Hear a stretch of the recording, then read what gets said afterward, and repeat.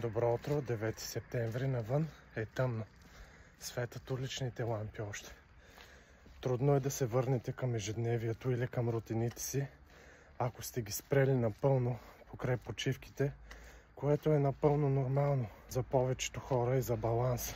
Но като осъзнаете, че всичко зависи от вас, действието ви, вие се връщате с удоволствие.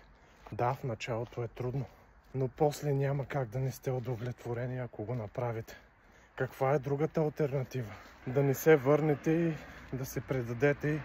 Няма по-добра сутрешна рутина от разходката сутрин. Направо на екраните. Разходката, кардиото, движението, студения душ.